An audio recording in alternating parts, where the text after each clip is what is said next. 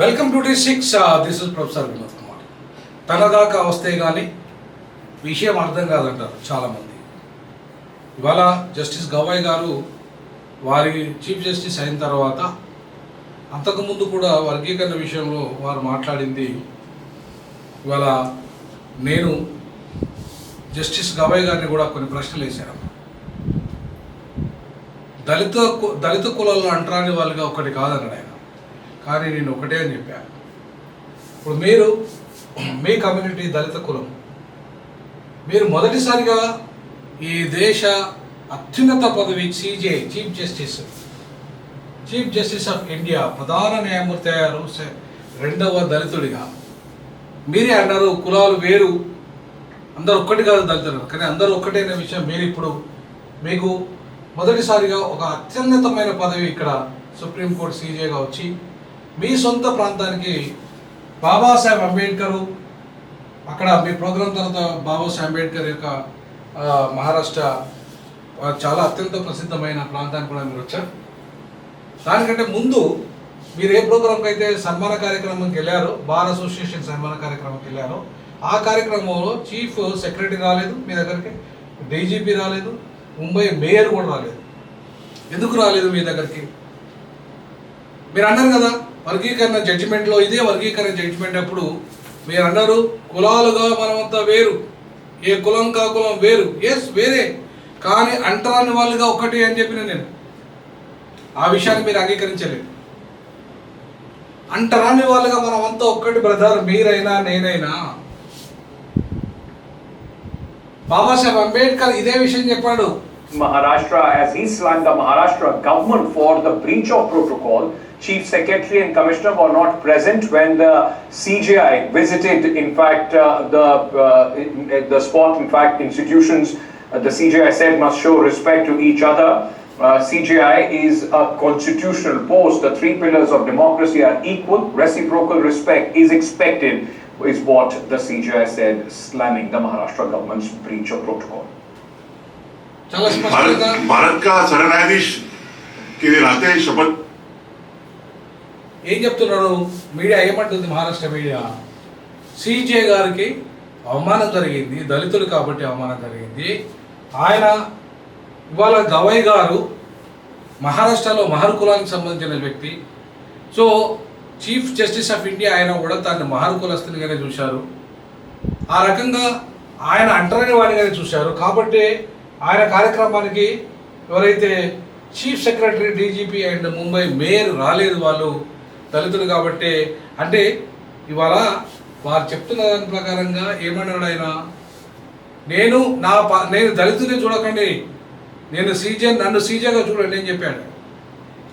నేను అంటున్న ఈ దేశంలో రాష్ట్రపతి గారు కూడా నిన్నగాక మొన్న సింధూర్, ఆపరేషన్ సింధూర్లో ఆమె పాత్ర ఏముందంటే, ఏముంది ఆమె పాత్ర చెప్పండి? ఆమె ఒక నామినల్గానే ఉంది, ఏదో ఒక ట్రైబల్ ఉమెన్గా ఉంది ఆమె, నామినల్గా ఉంది ఆమె. ఒక యుద్ధం ప్రకటించేటప్పుడు కానీ, యుద్ధం ఆపేటప్పుడు కానీ ఎవరు నిర్ణయించాలి, ఎవరు ప్రకటించాలి? మొత్తం త్రివిధ దళాలకు అధిపతి అయిన వారు యుద్ధం ప్రకటించాలి, యుద్ధం ఆపాలి. దౌత్యానికి సంబంధించి ఒకవేళ ట్రంప్ మాట్లాడాల్సింది ఎవరు? అక్కడ అధ్యక్షుడు, ఇక్కడ అధ్యక్షుడితో మాట్లాడాలి, ప్రధానమంత్రితో కాదు. అది ప్రోటోకాల్ అంటే. ఆమె ఒక ఆదివాసీ బిడ్డ కాబట్టి ఏ ప్రోటోకాల్ లేవు అక్కడ. ఆమె ఒక ఆదివాసీ బిడ్డ కాబట్టి త్రివిధ దళాల అధిపతి అయినా ఆమెకి మాత్రము అవకాశం లేదు. కనీసము ఆమె 2 రాజ్యసభ, లోకసభకు ఆమె చీఫ్, ఈ రాజ్యాంగానికి ఆమె రక్షణకర్త. కానీ అదే పార్లమెంటు నూతన భవనానికి అర్హురాలు కాదు ఓపెన్ చేయడానికి. ఎందుకంటే ఆమె ట్రైబల్, ఈయన దళితుడు చీఫ్. అంటే ఒకరు రాష్ట్రపతి, ఆ రాష్ట్రపతి గారు ఈయనను ప్రమాణ స్వీకారం చేయించారు సీజే ఆఫ్ ఇండియాగా. ఆమెకు అవమానమే, ఈయనకు అవమానమే.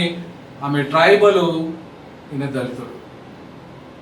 మనువాద వ్యవస్థలో వర్ణ కులధర్మంలో నువ్వు ఏ పొజిషన్లో కూర్చున్నా సరే నువ్వు అంటరాని వాడివి అనే విషయాన్ని ఇవాళ మన బ్రదర్ గవాయ్ గారు, గౌరవనీయ గవాయ్ గారు గమనించారు. తన దాకా వస్తే తప్ప ఆయనకు తెలియలేదు. ఇవాళ వారన్నారు, స్వయంగా వారే అన్నారు, నన్ను చూడకండి, అంటే నాకు అంటరాని కులాన్ని చూడకండి, నా పదవిని చూడండి సార్, మీ పదవిని చూడాలండి, మీ కులాన్ని చూస్తారు ఈ దేశంలో. నువ్వు ప్రపంచ మేధావి బాబాసాహెబ్ అంబేద్కర్ ఒక మహానుకులమే, ఆ విషయాన్ని అంటానే వాడే. ఆయన ఎంత చదువు చదివి, ఆయన కొలంబియాలో, లండన్ స్కూల్ ఆఫ్ ఎకనామిక్స్లో గొప్ప గొప్ప చదువు చదివి ప్రపంచమంతా ఆయన మేధావి అనని, ఇక్కడ మాత్రం మారేనండి, ఇక్కడ మాత్రం అంటరానోడేనండి, ఇక్కడ మాత్రము గవాయ్ గారు ఓన్లీ మహరే. ప్రెసిడెంట్ ఆఫ్ ఇండియా గౌరవనీయులు ముర్ము గారు కూడా ఒక ట్రైబలే, ఒక ఆదివాసీ బిడ్డే. ఆమె రాష్ట్రపతి అనేది చూడనడ. చూస్తే పార్లమెంట్ భవన్ ఎందుకు ఓపెన్ చెప్పాను, చూస్తే ఆమెకు యుద్ధంలో ప్రకటన కానీ, యుద్ధ నివారణ కానీ, లేదంటే ఆపరేషన్ సింధూర్కు సంబంధించిన విషయాలు కానీ ఎక్కడ ఎవరిని చూపెడుతున్నారు, మొత్తం మోడీ గారు చుట్టే తిరుగుతారు. తిరంగం అంతా మోడీ గారు చుట్టే తిరుగుతారు. మోడీ మోడీ మోడీ మోడీ. దేశ అధ్యక్షురాలు చేయాల్సిన పని మోడీ గారు చేస్తున్నారు. అంటే ఎందుకు? ఆమె ట్రైబల్ ఉమెన్, ఆమె అర్హురాలు కాదు. ఈయన ఒక దళిత అంటరాని కులానికి సంబంధించిన చీఫ్ ఆఫ్ ఇండియా.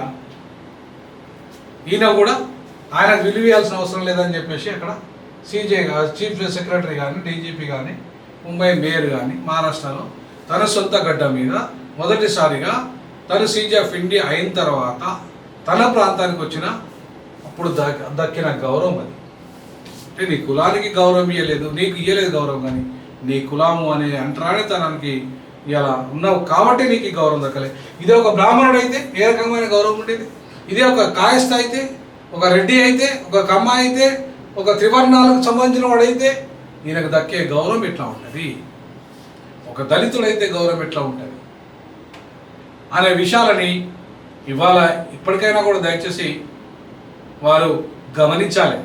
ఈ వర్గీకరణ, ఆయన వర్గీకరణ దాంట్లో జడ్జిమెంట్లో చాలా స్పష్టంగా దళిత కులాలన్నీ ఒక్కటి కాదన్నాడు. కానీ నేను అంటున్నా ఒక్కటే అంటున్నా.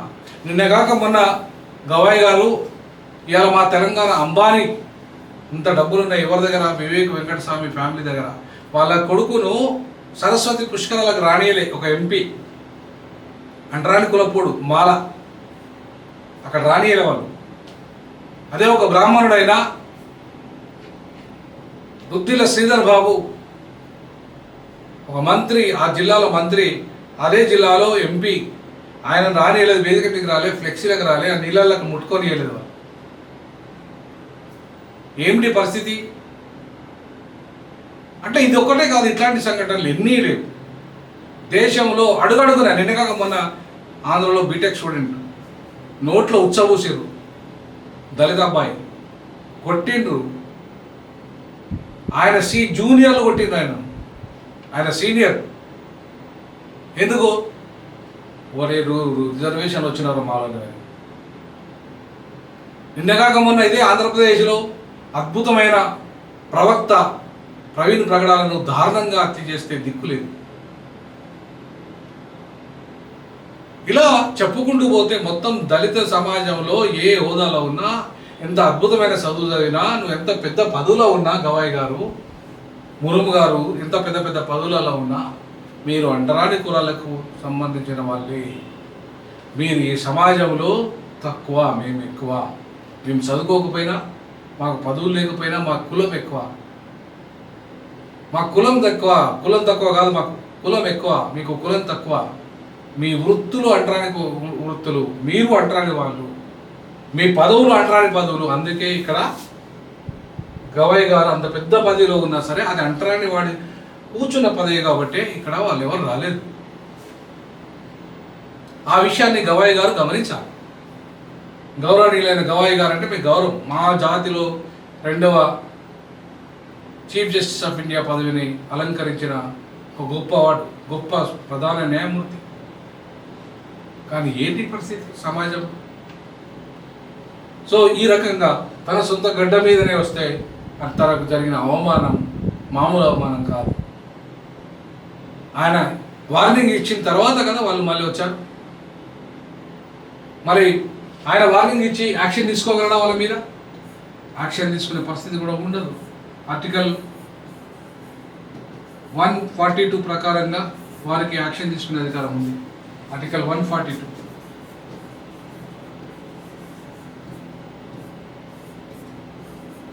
ఒక కీలకమైన పదవిలో ఒక discretionary power of the supreme court ఆయన వాళ్ళ మీద చర్యలు తీసుకోవచ్చు. ఈవెన్ ఈ దేశంలో ఉన్న ఎంపీలను కావచ్చు, కేంద్ర మంత్రులను కావచ్చు, తన దగ్గరకు పిలిపించచ్చు. ఈ దేశ ప్రధానమంత్రి కూడా పిలిపించచ్చు. అంత పవర్ఫుల్ పోస్ట్ అది. కానీ ఏమైంది, అంత పవర్ఫుల్ పోస్ట్ కులం అంటారనేవాడు కాబట్టి పవర్లెస్ అయిపోయింది. అక్కడ పట్టించుకోలేదు. ఆఫ్టర్ ఆల్ ఒక చీఫ్ సెక్రటరీ, ఆఫ్టర్ ఆల్ ఒక డీజీపీ, ఆఫ్టర్ ఆల్ ఒక ముంబై మేయర్ కూడా పట్టించుకోలేదు. ఇంతటి దుర్మార్గము ఈ భారత సమాజంలో, ఈ కుల సమాజంలో, ఈ వర్ణ సమాజంలో ఇంకా కొనసాగుతుంది. 78 సంవత్సరాల రాజ్యాంగం, 70 సంవత్సరాలు అయిపోయింది రాజ్యాంగం అమలై. స్వతంత్రం వచ్చి 78 ఏళ్ళు అయిపోయింది. రాజ్యాంగకర్త బాబాసాహెబ్ అంబేద్కర్ మొత్తం కూడా ఈ కులాన్ని నిర్మూలిద్దాం, సమాజాన్ని నిర్మిద్దామని. కానీ ఇప్పటికీ కులం ఇంకా విస్తరణ పెరుగుతుంది కానీ తగ్గట్లేదు, నిర్మూలన జరగట్లేదు. కుల సంఘాలు పెరుగుతున్నాయి, బానిసలు పెరుగుతున్నారు, బానిస జీవితాలు పెరుగుతున్నాయి, అడుక్క తినే సమాజం తయారవుతుంది, బానిసలుగా ఎంజాయ్ చేస్తున్నాం మనం. కనీసం పదవిలో ఉండి కూడా మాట్లాడలేని స్థితి.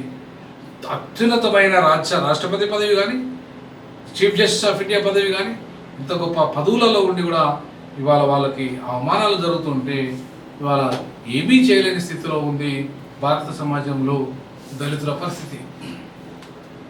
అందుకే ఈ దేశవ్యాప్తంగా కానీ ఈ ఆయా రాష్ట్రాలలోనూ దళితులంతా సంఘటితంగా ఉండాల్సిందే, సంఘటితంగా పోరాటం చేయాల్సిందే. అందుకే ఈ నెల ఆది హిందూ సమ్మేళనంలో మతం ఏదైనా, మీ మతం ఏదైనా, మీరు ఏ కులమైనా, ఎస్సీలలో ఏ కులమైనా, మనమంతా అంటరాని వాళ్ళుగా ఒక్కటే. ఈ దేశం మనది. ఒకప్పుడు ఈ దేశ పాలకులం మనం. ఇప్పుడు ఈ దేశంలో మనది కాకుండా పోయింది. ఈ దేశంలో విద్య మనది కాకుండా పోయింది, అధికారం మనది కాకుండా పోయింది, సంపద మనది కాకుండా పోయింది. ఈ దేశంలో చివరికి అవమానాలు, అత్యాచారాలు, అన్యాయాలు, దుర్మార్గాలు ఎదుర్కోవడానికి కారణం ఏంటంటే మన మధ్యలో ఐక్యత లేకపోవడం. 25% జనాభా కలిగిన మనం, ఆఫ్టర్ ఆల్ 3% జనాభా లేని బ్రాహ్మణులు, 5% జనాభా లేని రెడ్లు, 3% జనాభా లేని కమ్మోళ్ళు, వీళ్ళంతా ఈ దేశాన్ని, రాష్ట్రాలను పరిపాలిస్తుంటే 25% జనాభా కలిగిన మాలమాదిగలు నువ్వు దొంగ, నువ్వు దొంగ, నువ్వు దొంగ, నువ్వు లంగా, నువ్వు తిన్నావు, నువ్వు తిన్నావు, నువ్వు దోపిడిదారుని, నువ్వు దోపిడిదారుని తిట్టుకోవడానికే సమయం అంతా గడిచిపోతున్నది. పనికిరాని వాటి కోసం పోరాటాలు చేస్తున్నాము, ఎగువల మీద బతుకుతున్నాము, వాస్తవాలకు దూరంగా ఉంటున్నాము. కాబట్టి ఇప్పటికైనా మనం మేల్కోవాలి. ఒకరిని నిందించే బదులు, ఒకరిని తిట్టే బదులు, ఒక మతాన్ని కానీ ఒక కులాన్ని కానీ ద్వేషించే బదులు మనకు మనం చేస్తున్న తప్పులను సవరించుకోవాల్సిన బాధ్యత, ఆత్మపరిశీలన చేసుకోవాల్సిన బాధ్యత దళిత సమాజం మీద ఉంది. గవాయి గారికి ఇప్పటికే వచ్చింది కొంత మేలుకొల్పు అని నేనైతే భావిస్తున్నా. ఎందుకంటే వారు ఈ తీర్పులో కులం పరంగా వేరు కావచ్చు కానీ అంటరాని పరంగా అంతా ఒక్కటే కదా. గవాయి సార్, గౌరవనీయులైన చీఫ్ జస్టిస్ ఆఫ్ ఇండియా గారు, ఇప్పటికైనా మనం ఏ పదవిలో ఉన్నా, ఎంత గొప్ప పదవులు ఈ దేశంలో నిర్వహించినా, ఈ దేశంలో రేపు భారత ప్రధానమంత్రి అయినా మన స్థాయి అక్కడే అనే విషయాన్ని మనం మర్చిపోవద్దు. రేపు మన సమాజం నుండి పెద్ద పెద్ద స్థాయిలో ఉండి చచ్చిపోయినా కూడా మన వాడల్లో పెట్టే పరిస్థితి ఉంటుంది. కాబట్టి ఇప్పటికైనా కూడా మనం ఆత్మపరిశీలన చేసుకొని ఈ దేశంలో మనం ఐక్యంగా ఉండి ఇతర వాళ్ళతో, ఇతరులని 25% ఉన్న మనం ఐక్యం అయితే ఎవరు ఏం చేయలేరు. మనదే ఈ దేశ పరిపాలన పగ్గాలు మన చేతికి వస్తాయి, రాష్ట్రాల పరిపాలన పగ్గాలు మనకు వస్తాయి. ఆ దిశగా అడుగులు వేయాలని చెప్పేసి కనీసం గవాయి గారి ఉదంతంతోనైనా ఆయన మేలుకోవాలి, మనం మేలుకోవాలని చెప్పేసి D6 టీజాకు భావిస్తుంది. ఆ దిశగా అడుగులు వేద్దాం. మనం ఖచ్చితంగా రానున్న రోజుల్లో మన సమాజం, మన దళిత సమాజం ఉద్ధరణ కోసం ఐక్యంగా ఈ సమాజం అధికారాన్ని, ఆత్మగౌరవాన్ని, సంపదను, అన్ని రంగాల తన వాటా కోసం కలిసి ఉద్యమం చేయాల్సిందిగా ఈ సంఘటనలు మనకు నిరూపిస్తాయని చెప్పేసి D6 టీజాకు భావిస్తుంది. మీరు కూడా మీ కామెంట్ రూపంలో తెలియజేయండి. జై భీమ్, జై పులి, జై పెరియార్.